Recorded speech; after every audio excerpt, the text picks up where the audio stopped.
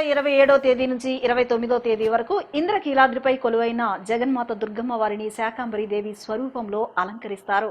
కూరగాయలు, పండ్లు, ఆకుకూరలు, డ్రై ఫ్రూట్స్తో అమ్మవారిని విశేషంగా అలంకరిస్తారు. శాకంబరిగా అలంకరణ గావించబడిన అమ్మవారిని తెలుగు రాష్ట్రాల నుంచే కాకుండా ఇతర ప్రాంతాల నుంచి భక్తులు విశేషంగా దర్శించుకుంటారు. ఇంద్రకీలాద్రిపై ఈ నెల 27 నుంచి 3 రోజుల పాటు శాకంబరి ఉత్సవాలు జరగనున్నాయి. శాకంబరి దేవి రూపంలో దుర్గమ్మని కూరగాయలతో విశేషంగా అలంకరించనున్నారు. వరుణ పూజ, పుణ్య హవచనం, అఖండ దీపారాధన చేసి అంకురార్పణ చేశారు. జూలై 19 సాయంత్రం 4 గంటలకు కలశ స్థాపన, అగ్ని ప్రతిష్టాపన, మండపారాధన, హారతి నిర్వహిస్తారు. దుర్గమ్మ సన్నిధిలో నిర్వహించే ఈ ఉత్సవాల కోసం కేవలం విజయవాడ నుంచి మాత్రమే కాదు, తెలుగు రాష్ట్రాల నుంచి భక్తులు కూరగాయలు సమర్పిస్తారు. అమ్మవారి గర్భగుడితో పాటు ఆలయ పరిసర ప్రాంతాలు మొత్తాన్ని పూర్తిగా కూరగాయలతో అలంకరిస్తారు. శాకంబరి ఉత్సవాల సందర్భంగా భక్తులకు కదంబం ప్రసాదం పంపిణీ చేయనున్నారు. అమ్మవారిని శాకంబరి దేవిగా పూజిస్తే ప్రకృతి వైపరీత్యాలు సంభవించకుండా ఉంటాయని, కరువు కాటకాలు తొలగిపోతాయని భక్తుల విశ్వాసం. జయ దుర్గా భవాని.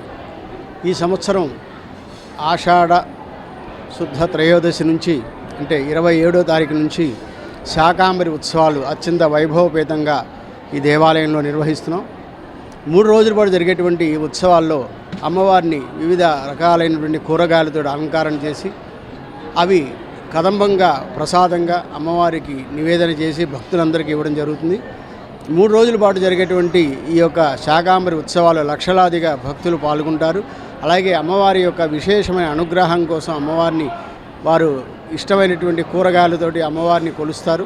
ఇటువంటి ఈ విశేషమైన అమ్మవారి అనుగ్రహం కోసమని వాళ్ళు లక్షలాది భక్తులు పాల్గొని అమ్మవారి యొక్క, ఎందుకంటే అమ్మవారి ప్రారంభం దగ్గర నుంచి అమ్మవారి దాకా విశేషమైనటువంటి కూరగాయలతోటి అమ్మవారిని అలంకరణ చేయడం జరుగుతుంది. ఈ శాకంబరి యొక్క ఉత్సవాలు అత్యంత వైభవంగా నిర్వహించాలని చెప్పి దేవాలయ అధికారులందరూ కూడా విశేషంగా పాల్గొని అమ్మవారి యొక్క శుభ ఆశీస్సులు కోరుతున్నారు. అలాగే భక్తులందరూ కూడా పాల్గొని అమ్మవారి యొక్క శుభ ఆశీస్సులు పొందాలని కోరుచున్నాము. జై దుర్గా భవాని. ఇంద్రకీలాద్రిపై వేంచేసి ఉన్న శ్రీ కనకదుర్గమ్మ వారికి ఆషాఢ సారె సమర్పించే అవకాశం లభించడం అదృష్టంగా భావిస్తున్నామని దేవస్థాన పాలక మండలి చైర్మన్ బొర్రా రాధాకృష్ణ అన్నారు. అమ్మవారిని తమ ఇలవేల్పుగా, ఇంటి ఆడపడుచుగా భావించి ఆషాఢ మాసంలో సారె సమర్పించడం ఆనవాయితీగా వస్తుందన్నారు.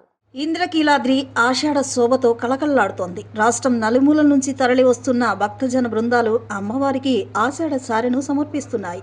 ఇందులో భాగంగా శ్రీ దుర్గా మల్లేశ్వర దేవస్థాన పాలక మండలి ఆధ్వర్యంలో అమ్మవారికి ఆషాఢ సారెను సమర్పించారు. పాలక మండలి చైర్మన్ బొర్రా రాధాకృష్ణ నేతృత్వంలో సభ్యులు అమ్మవారికి సారే తీసుకుని ఇంద్రకీలాద్రి చేరుకోగా దేవస్థాన ఈవో సీనా నాయక్, ఆలయ అధికారులు ఘన స్వాగతం పలికారు. అనంతరం వారిని మహామండపానికి తోడ్కొని వెళ్లి దుర్గమ్మకి సారె సమర్పణ గావించారు. వేద పండితులు వారికి ఆశీస్సులు పలికారు. అనంతరం చైర్మన్ రాధాకృష్ణ మాట్లాడుతూ కనకదుర్గమ్మ వారికి ఆషాఢ సారె సమర్పించే అవకాశం లభించడం అదృష్టంగా భావిస్తున్నామని అన్నారు. అమ్మవారిని తమ ఇలవేల్పుగా, ఇంటి ఆడపడుచుగా భావించి ఆషాఢ మాసంలో సారె సమర్పించడం ఆనవాయితీగా వస్తుందన్నారు.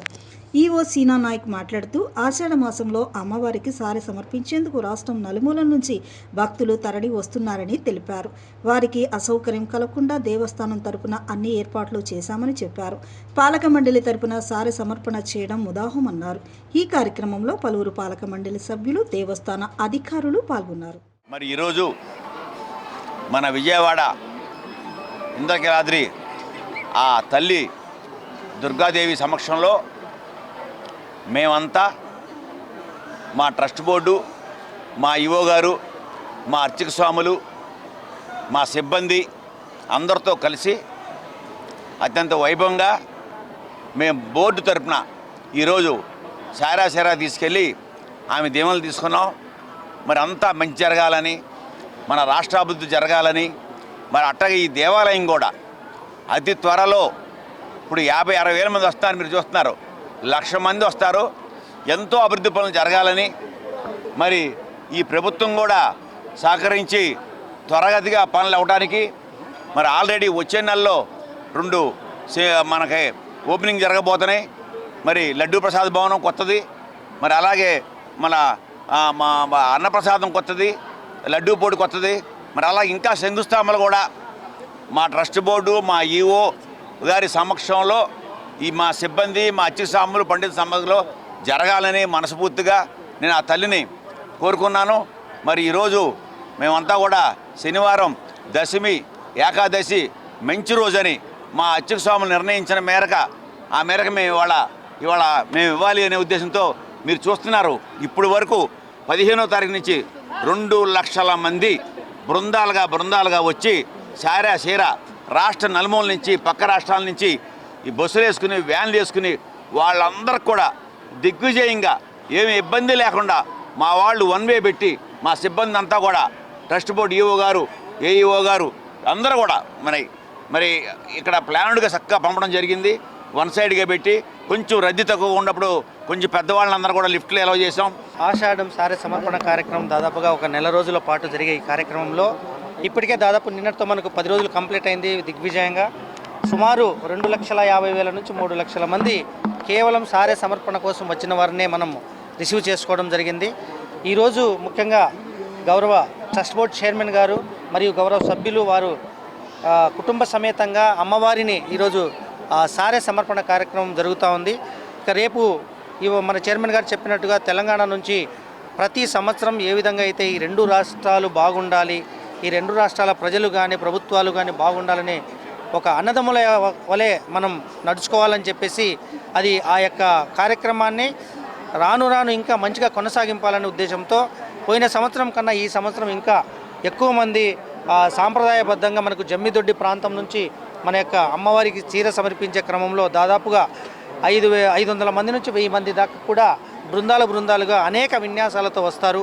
వారిని కూడా రేపు సాధారణంగా ఆహ్వానం పలుకుతున్నాము. అదేవిధంగా ఈ 27, 28, 29 ఈ 3 రోజులు కూడా ప్రత్యేకంగా అమ్మవారు ఈ యొక్క శాకాంబరి అవతారంలో అందరికీ దర్శనమిస్తారు. ఈ కార్యక్రమాలన్నింటినీ కూడా అందరం కలిసికట్టుగా ఇక ట్రస్ట్ బోర్డు సభ్యులు కానీ చైర్మన్ గారు కానీ మొత్తం మా యొక్క సిబ్బంది కానీ అర్చక స్వాములు కానీ అందరం కూడా కలిసికట్టుగా ఈ టెంపుల్లో ఎలాంటి కార్యక్రమం జరిగినా దిగ్విజయం అవ్వాలి, ప్రభుత్వానికి మంచి పేరు రావాలి, దేవాదాయ శాఖకు మంచి పేరు రావాలి, ఇంద్రకీలాద్రి పుణ్యక్షేత్రంలో ఇన్ని కార్యక్రమాలు చేసిన అమ్మవారు కాపాడుకుంటూ ప్రతి ఒక్కరికి కూడా వరాలు ఇస్తున్నారని ప్రపంచం నలుమూలలా చాటి చెప్పే విధంగా వచ్చే భక్తులకు ఎంతమంది వచ్చినా ఇక్కడ స్థలం కొరత ఉన్నా కానీ లక్షల మంది వచ్చిన వాళ్ళని వచ్చినట్టుగా అమ్మవారి దర్శనం చేయించి ఇక్కడ ప్రసాదాలు కానీ అన్నప్రసాదం కానీ మరియు వారికి కాస్త కూర్చొని కుటుంబ సభ్యులతో కాస్త ప్రసాదం తినడానికి కానీ ఎక్కడికక్కడ ఉన్న స్థలాన్ని భక్తులకు ఏ విధంగా ఉపయోగపడుతుందో ఆ కోణంలో కూడా ఆలోచించుకుంటూ ఖచ్చితంగా పనిచేస్తున్నాము. తప్పకుండా ఈ కార్యక్రమాలు మునుముందు అనేక రకాలుగా భక్తులకు ప్రయోజనం చేకూర్చే విధంగా పనిచేస్తామని మీ అందరికీ తెలియజేస్తున్నాం. ఆషాఢ శుద్ధ తొలి ఏకాదశి పర్వదినాన్ని పురస్కరించుకుని రాష్ట్ర ప్రజలకు వైఎస్ఆర్సీపీ అధినేత మాజీ ముఖ్యమంత్రి వైఎస్ జగన్మోహన్ రెడ్డి హృదయపూర్వక శుభాకాంక్షలు తెలిపారు. ఈ పవిత్ర దినాన్ని భక్తి విశ్వాసాలతో ఆచరిస్తూ శ్రీ మహావిష్ణువు అనుగ్రహానికి పాత్రులు కావాలని ఆకాంక్షించారు. ఈ మేరకు సోషల్ మీడియా వేదిక ఎక్స్లో సందేశాన్ని విడుదల చేసిన ఆయన శ్రీ మహావిష్ణువు ఆశీస్సులతో రాష్ట్ర ప్రజలందరికీ సుఖశాంతులు, ఆయురారోగ్యాలు, సిరి సంపదలు చేకూరాలని మనస్ఫూర్తిగా కోరుకుంటున్నట్లు ఆయన పేర్కొన్నారు. ఆషాఢ శుద్ధ తొలి ఏకాదశి పర్వదినాన్ని పురస్కరించుకుని రాష్ట్ర ప్రజలకు వైఎస్ఆర్సీపీ అధినేత మాజీ ముఖ్యమంత్రి వైఎస్ జగన్మోహన్ రెడ్డి హృదయపూర్వక శుభాకాంక్షలు తెలిపారు. ఈ పవిత్ర దినాన్ని భక్తి విశ్వాసాలతో ఆచరిస్తూ శ్రీ మహావిష్ణువు అనుగ్రహానికి పాత్రులు కావాలని ఆకాంక్షించారు. ఈ మేరకు సోషల్ మీడియా వేదిక ఎక్స్లో సందేశాన్ని విడుదల చేసిన ఆయన శ్రీ మహావిష్ణువు ఆశీస్సులతో రాష్ట్ర ప్రజలందరికీ సుఖశాంతులు, ఆయురారోగ్యాలు, సిరి సంపదలు చేకూరాలని మనస్ఫూర్తిగా కోరుకుంటున్నట్లు ఆయన పేర్కొన్నారు. నీట్ పేపర్ లీకేజ్ ఘటనపై నైతిక బాధ్యత వహిస్తూ కేంద్ర విద్యాశాఖ మంత్రి ధర్మేంద్ర ప్రధాన్ రాజీనామా చేయాలని ప్రధాని నరేంద్ర మోదీ ఆయన్ను మంత్రివర్గం నుంచి బర్తరఫ్ చేయాలని సిపిఐ రాష్ట్ర కార్యదర్శి గుజ్జల ఈశ్వరయ్య డిమాండ్ చేశారు. ఢిల్లీలో జంతర్ మంతర్ వద్ద నిరసన తెలుపుతున్న విద్యార్థులపై పోలీసులు లాఠీ చార్జ్ చేయడం, మహిళా నిరసనకారులపై దాడులు చేయడాన్ని సిపిఐ తీవ్రంగా ఖండిస్తోందన్నారు. ఈ నెల 27న రాష్ట్రంలో అన్ని జిల్లా కలెక్టరేట్లు, విజయవాడ లోక్ భవన్ ఎదుట సిపిఐ ఆధ్వర్యంలో భారీ నిరసనలు నిర్వహించనున్నట్లు ప్రకటించారు. ఆగస్టు 17 నుంచి 28 వరకు ప్రజా సంఘాలతో కలిసి రాష్ట్ర వ్యాప్తంగా ఆందోళనలు నిర్వహించి సెప్టెంబర్ 1న ఢిల్లీలో జరిగే కార్యక్రమానికి ఆంధ్రప్రదేశ్ నుంచి సుమారు 3,000 మంది పాల్గొంటారని వెల్లడించారు. సిపిఐ జాతీయ సమితి నేతృత్వంలో బదలావో జరూరీ హై, మార్పు కావాలి అనేటువంటి నినాదంతో దేశవ్యాప్తంగా ప్రచార పాదయాత్రల ఆందోళన కార్యక్రమానికి సిపిఐ జాతీయ సమితి పిలుపునిచ్చింది. అందులో భాగంగా కేంద్ర రాష్ట్ర ప్రభుత్వాలు అవలంబిస్తున్నటువంటి ప్రజా వ్యతిరేక విధానాలపైన ప్రజల పక్షాన ఈ కార్యక్రమానికి ఆంధ్రప్రదేశ్లో శ్రీకారం చుడుతూ ఉన్నాం. ఈ నేపథ్యంలో ఆగస్టు 6వ తారీఖు నుంచి ఆగస్టు 15వ తారీఖు వరకు 28 జిల్లాల్లో 175 నియోజకవర్గాల్లో దాదాపు 680 మండల కేంద్రాల్లో వేలాది గ్రామీణ ప్రాంతాల్లో ఈ కార్యక్రమం కొనసాగుతుంది. ఇందులో ప్రధానంగా ధరలు విపరీతంగా పెరుగుతున్నటువంటిది, ప్రజల జీవితాలను బ్లాక్ మార్కెట్కు అప్పగించినటువంటి వైనం పైన, జరుగుతున్నటువంటి సార్వత్రిక ఎన్నికలు బ్యాలెట్ పద్ధతుల్లో నిర్వహించాలనే అంశం, మహిళా రిజర్వేషన్ బిల్లుకు సంబంధించి నిరుద్యోగ సమస్యకు పరిష్కారం చూపించాలి, నినాదాలే కాదు విధానాలు కూడా కావాలనేటువంటి అంశం పైన, విద్య వైద్యాన్ని అమ్మకానికి పెట్టద్దు, విపణి వీధిలో తాకట్టు పెట్టద్దు, విద్యా వైద్యం సార్వత్రికం చేయాలనేటువంటి అంశాలపైన ఇత్యాది అంశాలపైన దేశవ్యాప్తంగా ఈ ప్రచార క్యాంపెయిన్ కొనసాగుతుంది. ముఖ్యమంత్రి చంద్రబాబు అమలు చేస్తున్న తల్లికి వందనం పథకం అసలు లక్ష్యాన్ని కోల్పోయి వంచనగా మారిందని మాజీ మంత్రి చెల్లిబోయిన వేణుగోపాలకృష్ణ తెలిపారు. పథకం అమల్లో లక్షలాది మంది లబ్ధిదారులను తొలగించడం తల్లులకు అన్యాయం చేయడమేనని విమర్శించారు. ఇవాళ చంద్రబాబు నాయుడు గారు రంపచోడవరంలో ఒక మాట అన్నారు, పిల్లలు తల్లిదండ్రులు ఉన్నారు అక్కడ, ఈ రాష్ట్రానికి 10 లక్షల కోట్ల అప్పులతో మాకు ఇచ్చారని చెప్తున్నారు. మీరు రాష్ట్ర ప్రజలకు ఏ సందేశం ఇస్తున్నారు? మీరు ఆ సభలో 10 లక్షల కోట్లు గత ప్రభుత్వం అప్పు చేసిందని చెప్తున్నారు.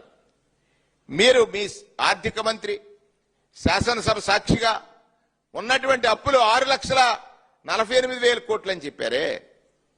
గణాంకాలు, కాగ్ నివేదికలు, ఈ రాష్ట్రంలో జగన్మోహన్ రెడ్డి గారి ప్రభుత్వంలో ఆయన చేసినప్పుడు 3,40,000 కోట్లు అని చెప్పిన తర్వాత 43,000 కోట్లు అని చెప్పిన తర్వాత మీరు 2 సంవత్సరాల కాలంలో 3,65,000 కోట్లు అప్పులు చేశారు. ఎంతకాలం ఈ అబద్దాలను ప్రచారం చేస్తారు? మీకు అధికారం వచ్చింది, అధికారం కోసం అబద్దాలు ఆడారు.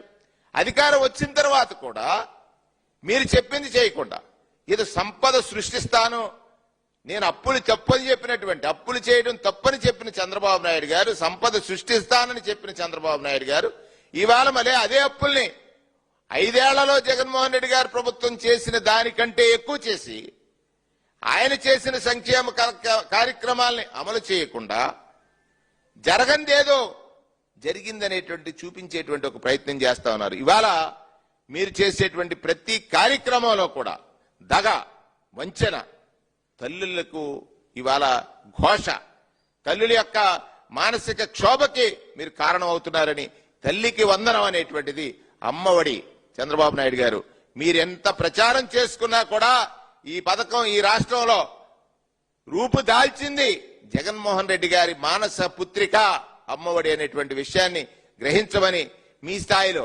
ముఖ్యమంత్రి గారు అబద్ధాలు ఆడితే పసిపిల్లలండి, ముఖ్యమంత్రి స్థాయిలో ఇవాళ మీరు ఆ పసిపిల్లల దగ్గర ఒక అబద్ధం చెప్పారు. ఇంటికి వెళ్ళిన తర్వాత సెల్ ఫోన్ చూస్తారు, మీరు చెప్పింది అబద్ధం అని తెలిసిపోతుంది. ఎందుకని ఆకాశవాణి చెప్పేస్తుంది నిజాలన్నీ కూడా.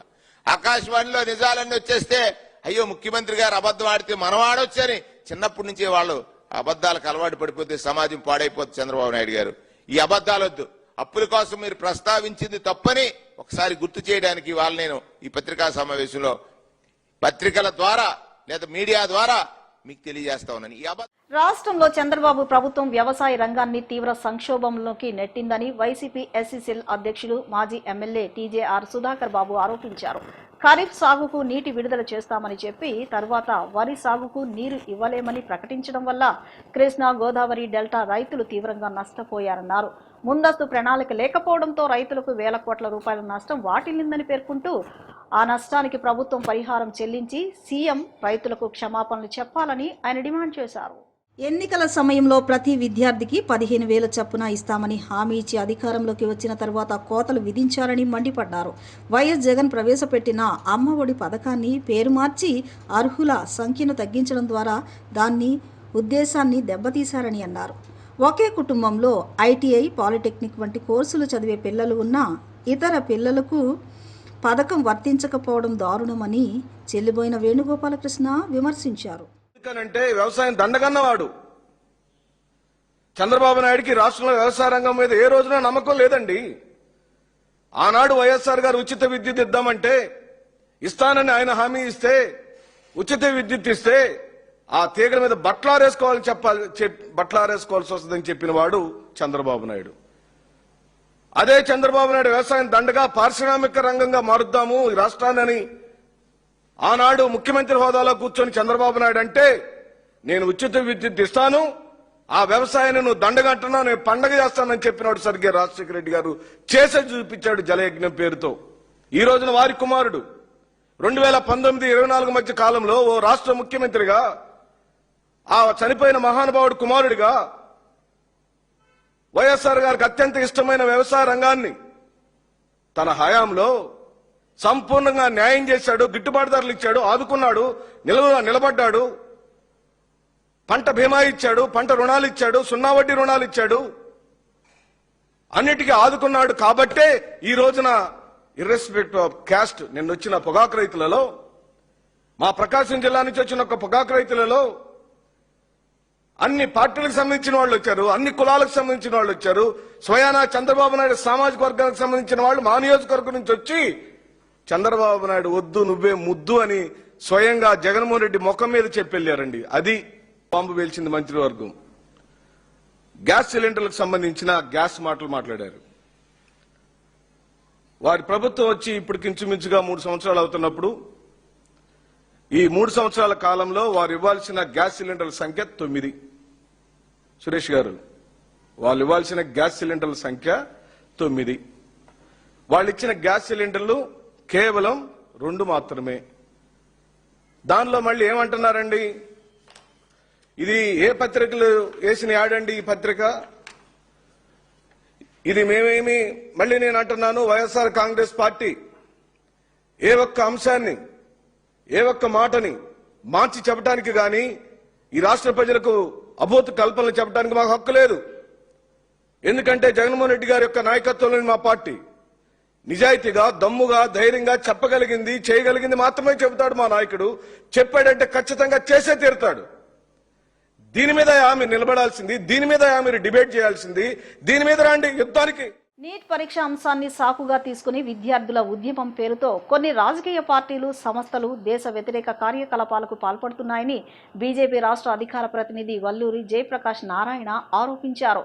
మోదీ ప్రభుత్వం మాత్రం జరిగిన లోపాన్ని అంగీకరించి బాధ్యులపై కఠిన చర్యలు తీసుకోవడంతో పాటు విద్యార్థుల భవిష్యత్తుకు ఎలాంటి నష్టం జరగకుండా అన్ని చర్యలు చేపడుతుందన్నారు.